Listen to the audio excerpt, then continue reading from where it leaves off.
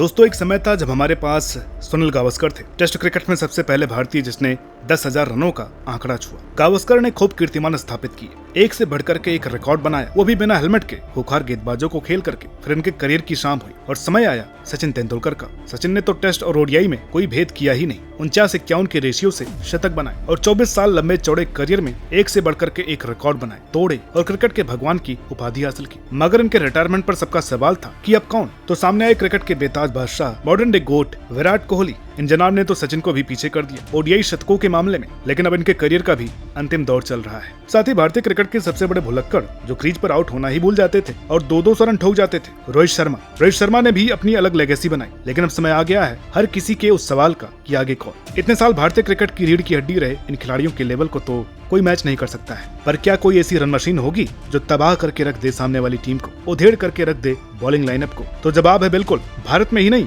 विश्व क्रिकेट में ऐसे युवा मौजूद हैं जो अपने से पहले के दिग्गजों की लेगेसी को आगे बढ़ाएंगे और आने वाले 5 साल में हम इन्हें क्रिकेट का सुपरस्टार कहेंगे। तो चलिए आज के इस वीडियो में बात करते हैं उन नौजवान लड़कों की जो क्रिकेट की दुनिया के बेताज बादशाह बनने के लिए बेताब है। बहुत लोगों ने कहा कि एक शर्मा गया तो दूसरा शर्मा आ गया, जो रोहित करते आए हैं वो आगे अभिषेक करेंगे। लेकिन एक बात समझनी होगी कि जब टीम में खिलाओगे ही नहीं तो कोई क्या ही कर लेगा। बाहर से बैठ करके कोई दिग्गज नहीं बनता, खिलाना पड़ता है। दूसरी बात, अभिषेक उतने कंसिस्टेंट नहीं हो पाए क्योंकि ओपनर को नंबर 3 पर थोप दिया गया। सच कहूं तो ऐसे कोई प्लेयर नहीं बनता है, लेकिन जो काबिलियत इनमें है ये मौका मिलने पर बॉलर्स को छोड़ते नहीं है। इन्होंने ताकत प्लस नजाकत की गेम से बहुत इंप्रेस किया। लेगेसी की बात करें तो यूवी पाजी वाली लेगेसी बखूबी निभा सकते हैं, लेकिन बतौर ओपनर वही इनका बेस्ट स्किल निकल करके आता है क्योंकि इनकी बैटिंग में एक फ्लैम्बायंस है, शॉट्स में क्लास पर्सोनिफाइड है और काबिलियत में किसी से भी कम नहीं है। ये जब मारने पर आते हैं तो छक्कों की लाइन लगा देते हैं और वो भी शानदार टाइमिंग के साथ, जो कभी यूवी पाजी की हुआ करती थी। दूसरा, जब आपका गुरु खुद कहे कि इसमें तो मुझे अपनी छवि दिखती है, तो आप ये समझ जाइए कि लड़का एक बेहद स्पेशल टैलेंट है जिसमें कुछ बड़ा करने की क्षमता है। तो क्यों ना भाई को बैक किया जाए, कम से कम T20 में तो होना ही चाहिए। वैसे तो साउथ अफ्रीका जितने बड़े बड़े दिग्गजों की टीम है ना, इनको कोई खास जरूरत नहीं है किसी आउटसाइड प्लेयर्स की, क्योंकि इनके पास हमेशा से ही क्वालिटी प्लेयर्स रहे हैं। फास्ट बॉलिंग इनकी बहुत अच्छी स्ट्रेंथ रही है क्योंकि इन्होंने हमेशा से ही अपने टैलेंटेड प्लेयर को ग्रूम किया और बाकायदा बैक भी किया। हाँ, डेल स्टेन के समय बहुत दिक्कत आ रही थी क्योंकि ग्राउंड से ज्यादा रिकवरी में होते थे। हालांकि कगिसो रबाडा ने अपनी एक अलग ही लेगेसी बनाई, लेकिन डेल स्टेन की जरूरत इन्हें हमेशा से रही क्योंकि एनगिडी ने अपनी लाइन लेंथ से अक्सर गेम पलटी है। पेस उनकी इतनी है नहीं। नॉर्किया के पास पेस तो है मगर हिट द डेक वाले बॉलर है जिन्होंने अधिक स्विंग कराई नहीं। ऐसे में एंट्री होती है जेरल कोर्जिए की, जो 145 प्लस पेस पर दोनों तरफ स्विंग कराने में सक्षम है और काबिलियत रखते हैं वैसा ही एज देने की। हालांकि स्टेन के उस लेजेंडरी पोजीशन पर तो कोई भी नहीं जा सकता है, लेकिन उनके फुटस्टेप को अगर कोई फॉलो कर सकता है तो कॉर्जिए ही है। भाई वैसे तो मुझे पाकिस्तान और उनकी घटिया पॉलिटिक्स में कोई दिलचस्पी नहीं है। मुझे रत्ती भर भी ये बात गवारा नहीं है कि ये नॉन डिजर्विंग बाबर और रिजवान T20 में ओपनिंग की जिद लिए बैठे हैं और अपनी बेहद ही सेल्फिश और स्लो ओपनिंग से अपनी ही टीम का बेड़ा गर्क कर रहे हैं। वरना इनके पास एक ऐसा ओपनर है, अगर उसे ढंग से मौके दिए और ओपनिंग कराई गई ना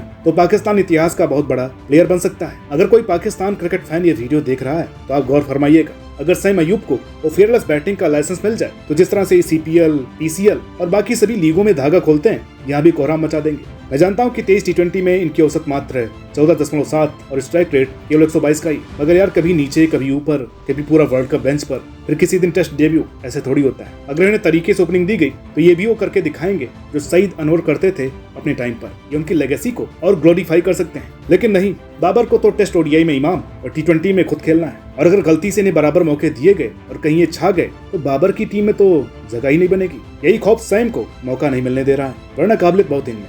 दोस्तों ये तो आप जानते ही कि ऑस्ट्रेलिया क्रिकेट के दिग्गज डेविड वार्नर ने हाल ही में इंटरनेशनल क्रिकेट से संन्यास ले लिया है। वैसे तो ये रिटायर्ड थे और एक दफा इन्होंने कहा था ये 2025 चैंपियन ट्रॉफी में अवेलेबल रहेंगे अगर जरूरत पड़ी तो। लग भी रहा था कि ऐसा होगा क्योंकि 15 साल इन्होंने अपने देश के लिए इतनी विस्फोटक बैटिंग की, बेखौफ अंदाज की लेगेसी बनाई, मगर ऑस्ट्रेलिया बोर्ड ने साफ इनकार कर दिया कंसीडरेशन पर। जानते हैं क्यों? जवाब है 22 साल का लड़का ज़ेफ फ्रेजर मैकगर, जो कि वार्नर से भी ज्यादा एग्रेसिव, बेहद तेज और ताबड़तोड़ बैटिंग करता है। कहने को तो मात्र इन्होंने 2 ODI खेले ऑस्ट्रेलिया के लिए, लेकिन फ्रेंचाइजी क्रिकेट और हाल ही में IPL में जो शक्ति प्रदर्शन किया, कभी बुमराह पर टूट पड़े, कभी दूसरे बॉलर्स पर बरस पड़े। भाई ने महज 9 IPL मैच में 330 रन जड़ दिए, वो भी 234 के आतिशी स्ट्राइक रेट से। बॉलर छोटा हो या बड़ा, सबको कूटते हैं और वार्नर से भी 4 कदम आगे है ये लड़का। ऑस्ट्रेलिया के साथ साथ हमें भी खुशी है कि इनका फ्यूचर सही हाथों में है क्योंकि जैक ट्रेविस हेड के साथ मिलकर के जो व्हाइट बॉल में करेंगे वो लंका लगा देगा सभी गेंदबाजों की। कहीं टेस्ट में भी इनको लाइसेंस मिल गया, फिर कहीं वो फास्टेस्ट शतक ही ना बनाते। भाई मुझे अभी तक एक बात समझ में नहीं आई कि ये लड़का ODI कैप से क्यों और कैसे वंचित रह गया। उम्र चाहे केवल 22 की है, लेकिन टैलेंट कूट कूट करके भरा है। टेस्ट क्रिकेट में आते ही 200 के बाद 200 जड़ती है। T20 में बेहद फियरलेस ब्रांड ऑफ क्रिकेट। जब ये शॉट लगाते हैं तो मानो बॉल को थप्पड़ मार रहे हो। कोई मैच नहीं है इनके पोटेंशियल का। इतना मेहनती लड़का भला किसको रोके रुकता है। बेहद छोटे करियर में मोटा इंपैक्ट मारने वाले जायसवाल को किसी सहारे की जरूरत नहीं है दिग्गज बनने के लिए। इनको किसी भी प्लेयर की जरूरत नहीं है अपनी लेगेसी क्रिएट करने के लिए, क्योंकि बैटिंग में जहां ये अब रोहित की लेगेसी निभा रहे हैं, वहीं स्लेजिंग में विराट कोहली की। सच कहें तो इनकी बैटिंग के वक्त बस इन्हीं को देखते रहने का मन करता है। इनकी कामयाबी की दुआ सब फैंस दिन रात करते हैं, क्योंकि भाई ने बेहद मेहनत से अपनी ऐसी रेपुटेशन बनाई है। जायसवाल भाई, आप अपना गेम कभी चेंज मत करना। दुनिया तो हमेशा चेंज होगी, पर ये मान लीजिए ये बंदा आने वाले समय का लीजेंड होगा, क्योंकि इनमें वो भूख है। तो दोस्तों, ये हैं वो लड़के जो कल चल करके दिग्गज बनेंगे और अपने देश के महान दिग्गजों की लेगेसी को आगे बढ़ाएंगे। आपको क्या लगता है? आप इनके बारे में क्या सोचते हैं? कमेंट करके बताइएगा। तो ये हमारा एक नया प्रयास था कुछ अलग करने की। अगर वीडियो अच्छी लगी हो तो प्लीज लाइक कीजिएगा। थोड़ी बहुत कमी रह गई हो तो सजेशन दीजिएगा। और हाँ, चैनल को सब्सक्राइब नहीं किया है, प्लीज चैनल को सब्सक्राइब कर लीजिए, क्योंकि जैसे जैसे ही हमारे सब्सक्राइबर्स बढ़ेंगे, हम ऐसे ही कुछ नई नई चीजें आपके लिए लेकर के आते रहेंगे। मिलते हैं आपसे अगली वीडियो में। तब तक के लिए नमस्कार।